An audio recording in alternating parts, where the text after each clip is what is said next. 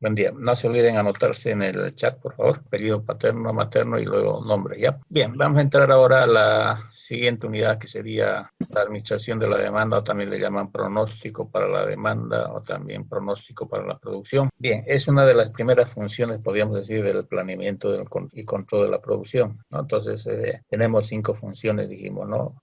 Cuando vimos, en este caso, la introducción a la administración de la producción, ¿no? Entonces, la primera función es el pronóstico de la demanda para la producción, la administración, en este caso, de inventarios. Después viene la planificación de la producción, la programación de la producción y finalmente viene el control de la producción, ¿no? Que es el seguimiento que se le hace, digamos, dijimos, al programa de producción y al plan que se ha elaborado. Bien, entonces vamos a ver la primera, en este caso, función que sería la administración de la demanda o pronóstico de la demanda. Por ejemplo, el objetivo, podemos decir, fundamental de esta unidad es en realidad que ustedes puedan resolver, ¿no?, problemas de, en este caso, pronosticar, que nos va a servir para el planeamiento, en este caso, y control de la producción. Esto significa que nos va a servir para reducir los niveles de incertidumbre. ¿Eso qué significa? Si yo voy a elaborar un plan de producción, no puedo, en este caso, hacerlo informal. ¿Sí? Eso que significa, no decir, voy a producir 10.000 unidades, produzco las 10.000 y resulta que cuando coloco al mercado esos 10.000, básicamente el mercado solamente requería de 5.000 unidades, ¿no? Entonces, básicamente ahí tendríamos problemas, porque la función del administrador, dijimos, es tratar de optimizar los recursos de la empresa. En este caso, por ejemplo, tendrán que almacenar, ¿no?, lo que queda, pero eso tiene en realidad, dijimos, un costo, ¿no? Costo de almacenamiento, costo por deterioro, costo por obsolescencia, ¿no? Entonces, costo por pérdidas, ¿no? Entonces, fíjense que en realidad se va incrementando, ¿no? Entonces, para reducir, podríamos decir, los niveles de incertidumbre, es necesario, digamos, realizar un pronóstico de la demanda, ¿no? En función, digamos, a información, en este caso, podemos decir, de series históricas de datos. Y en el caso de que no exista, por ejemplo, datos, proceder, digamos, a realizar un estudio de mercado o otro tipo de, este caso, forma de recolectar datos. ¿Cuál sería el objetivo en realidad general acá? Es resolver problemas de planeamiento, organización y control de la producción, aplicado, digamos, a las organizaciones industriales y de servicio, garantizando, digamos, las exigencias de la calidad y productividad por parte de, este caso, de los productores, ¿no? Entonces, ya básicamente podemos decir que eso, digamos, es una de las funciones fundamentales, podríamos decir, de la planificación de la producción. Entonces, habíamos visto en un sistema, ¿no? Los sistemas de, este caso, producción, donde básicamente tenemos las entradas, los procesos y las, este caso, salidas, ¿no? Donde hay una retroalimentación, un control que entran, en este caso, acá, por ejemplo, pueden entrar bienes, materias primas o servicios, ¿no? Donde básicamente se puede procesar acá, darle un valor, digamos, agregado, y luego tendríamos, este caso, el producto, ¿no? Que serían los inputs, los outputs, ¿no? Entonces, y el proceso. Habíamos visto que era la definición de la productividad, ¿no? Que es la producción obtenida sobre los recursos necesarios empleados. Entonces, donde esos recursos pueden ser mano de obra, inversiones y tecnología, ¿no? Entonces, bien, entonces las funciones de planeamiento y control de la producción son las siguientes, ¿no? Dijimos primero el pronóstico, luego puede ser la planificación de inventarios, luego la planificación de la producción. Todo esto representa, digamos, a la planeación. Ya luego vendría, digamos, la otra función que vendría, digamos, acá tenemos 3 funciones, ¿no? Que sería el pronóstico de la demanda, la administración de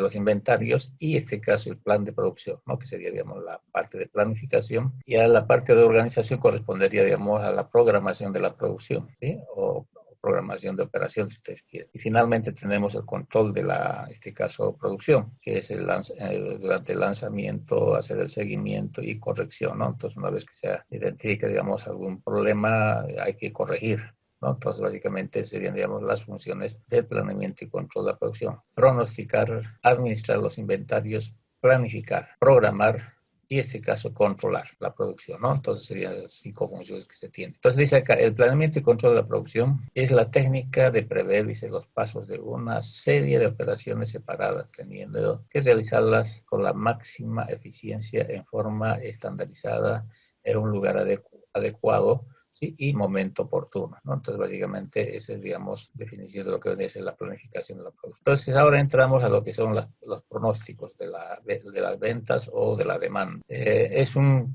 componente, digamos, importante en la planificación, estrategia y operacional, dice, ¿no? Entonces, su finalidad es satisfacer las demandas futuras estimadas de venta. Se debe entender que los esfuerzos del pronosticador proporcionan, digamos, una indicación, pero no es podría decir, la última palabra acerca de las condiciones, en este caso, futuras, ¿no? Entonces, significa que cuando nosotros hacemos un pronóstico, puede ser que se dé este caso o no, ¿no? Entonces, o este caso se acerque. Entonces, por ejemplo, poniendo que, por ejemplo, se pronosticó, digamos, ustedes saben que la meteorología a veces dice, no, va a llover tal día y sin embargo no llueve, ¿no? O llueve, en este caso, al día siguiente o antes, ¿no? Entonces, por ejemplo, pero este caso se aproximan. Entonces, lo mismo sucede, podríamos decir, con el pronóstico de la demanda. Entonces, el pronóstico de la demanda básicamente tendría que ver con la predicción y el pronóstico. ¿Qué es la predicción? Sería el proceso que estima de un suceso futuro basado, digamos, en condiciones subjetivas, no necesariamente predeterminadas. Y en este caso, el pronóstico sería el proceso de estimación de un suceso futuro proyectando, en este caso, datos del pasado combinados sistemáticamente en forma, en este caso, predeterminada hacia, este caso, el futuro. Una combinación de estas vamos a tener ya una buena, en este caso, estimación de la demanda, ¿no? O de las ventas, si ustedes quieren. Bien, ¿cómo en este caso hacemos la selección de los métodos de pronóstico, ¿no? Entonces, para realizar este caso, los métodos de pronóstico, debemos tomar en cuenta cierto tipo de factores, ¿no? Para este caso, de pronosticar. Uno es el contexto del pronóstico, dónde se realiza, en qué área, ¿no? Entonces, básicamente, qué lugar. Y luego tenemos acá el relevamiento y disponibilidad, en este caso, de datos históricos, ¿no? Entonces, si existe o no, digamos, en este caso, los datos, si existen, en realidad, de qué periodo a qué periodo. Ahora, si no existe, habría que ver, digamos, otras alternativas que luego van a ver que hay dos tipos de pronóstico, ¿no? Pronóstico, en este caso, que vendría a ser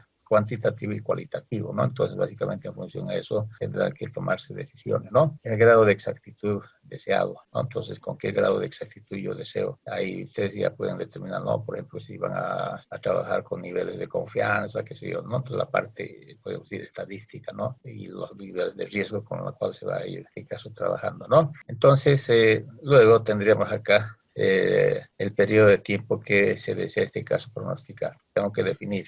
¿No? Va a ser 2 meses, 3 meses, 4 meses, 12 meses, si va a ser anual, entonces para cuántos años, ¿no? Que generalmente en realidad para este caso pronósticos, para proyectos, por ejemplo, se consideran años, ¿no? Entonces generalmente, por ejemplo, eso dependiendo, ¿no? Son 10 años para cualquier, este caso, proyecto que se produzca un bien, ¿sí? O un servicio. Pero hay proyectos como, por ejemplo, construcciones ahí, por ejemplo, se consideran 40 años, ¿no? Entonces, eso dependerá, digamos, ¿no? Entonces, uno define. En este caso, por ejemplo, para lo que son los planeamientos y controles de la producción, generalmente son a mediano y largo plazo. Mediano plazo significa entre 3 y 18 meses, ¿no? Entonces, básicamente, se puede, digamos, tomar en cuenta, digamos, el periodo ese, ¿no? Después, el análisis de costo-beneficio del pronóstico. Significa que, por ejemplo, ¿qué pasa si no hago pronóstico? ¿Qué pasa si hago pronóstico? Entonces, ustedes, por ejemplo, hace rato coloqué un ejemplo. Uno sin pronóstico, ¿sí? Entonces, básicamente, ¿qué es lo que ha sucedido, no? Dije, voy a producir 10.000 unidades. Y resulta que cuando coloco al mercado esas 10.000, básicamente 5.000 solamente me consume el mercado y me sobra 5.000, ¿no? Entonces, ¿qué lo que voy a tener que hacer ahí? Es almacenar, tengo que almacenar, y eso tiene un costo de almacenamiento, costo de deterioro, ¿no? Costo de obsolescencia, costo por pérdida, fíjense. Pero ¿qué pasa si yo hago un pronóstico, ¿no? Y me da, por ejemplo, aproximadamente, digamos, cuando yo pronostico con datos históricos, y me da, por ejemplo, 4.000, este caso 995, este caso unidades. Entonces significa que, por ejemplo, esas 5, para que sean las 5.000, básicamente sería el margen de, podríamos decir, de error, ¿no? Que aquí, por ejemplo, habla del grado de exactitud. Entonces, fíjense que ahí estoy, este caso, con pronóstico, estoy aproximándome, digamos, a la demanda real. Y sin pronóstico voy a tener problemas, ¿no? Entonces, por eso es que el pronóstico de la producción nos permite reducir el nivel de, este caso, incertidumbre. Se nos va a evitar, digamos, tener ese tipo de problemas, ¿no? De que nosotros produzcamos mucho y luego tengamos, este caso, pérdida, ¿no? pueden, digamos, afectar, digamos, a los beneficios de la empresa. Y luego el punto del ciclo de vida, en este caso en que se encuentra el producto, ¿no? Entonces, es analizar, digamos, en qué punto se encuentra en lo que es la vida, digamos, útil del, este caso, producto. Esos son los factores que ustedes deberían tomar en cuenta para, este caso, realizar un pronóstico. ¿Dónde empleamos en realidad los pronósticos? ¿Sí? ¿En qué lugares podemos emplear, digamos, esos pronósticos? Entonces, básicamente, podemos, por ejemplo, quienes lo emplean, en otras palabras, ¿no? Por ejemplo, el departamento MAR para estimar, digamos, sus, este caso, ventas. Entonces, cada periodo, digamos, ellos lo que hacen es determinar su pronóstico de la demanda para prever, ¿no? Para que vean, por ejemplo, qué cantidad deberían tener, digamos, estas empresas que comercializan productos, ¿no? En sus almacenes, ¿no? Para poder cubrir, digamos, entonces, y no le falta, ¿no? Entonces, básicamente, se pronostica, digamos, ¿no? Los departamentos de mercadotecnia son los que se encargan también, ¿no? Entonces, en relación, por ejemplo, al tamaño del mercado, participación del mercado, tendencias, este caso de precios y desarrollo de nuevos productos, ¿no? Entonces, luego tendríamos acá en el área de producción, que sería el nuestro que estamos viendo ahora, ¿no? ¿Para qué nos sirve en realidad? ¿No? El pronóstico nos sirve para, este caso, determinar la cantidad de materia prima que vamos a utilizar y eso nos va a servir, por ejemplo, para estimar, digamos, los costos de materias primas, los costos de mano de obra, las disponibilidades de materias primas, las disponibilidades de mano de obra, los requerimientos de mantenimiento, la capacidad disponible de, este caso, la planta para la producción, ¿no? Entonces, por ejemplo, si yo llego a determinar que, por ejemplo, mi pronóstico de la demanda es de, este caso, 10.000 unidades, me dio, y tengo que ver si mi capacidad de planta puede soportar, digamos, esa demanda. Entonces, si yo tengo, digamos, una capacidad de 8.000, entonces básicamente tendré que ver otra estrategia, cómo cubro esos 2.000 que me faltan. Eso lo vamos a ver después, ¿no? Entonces, cuando veamos planificación de la producción, ¿no? Entonces, fíjense, ¿no? Entonces, ahí me sirve, digamos, para todo eso, digamos, el área de producto. Después tendríamos acá el área de finanzas, ¿no? Entonces, lo mismo, ¿no? Acá, por ejemplo, si obtienen préstamos, entonces, en función de esos préstamos, pueden hacer estimaciones, ¿no? Proyecciones, pronósticos, ¿no? De tasas de interés,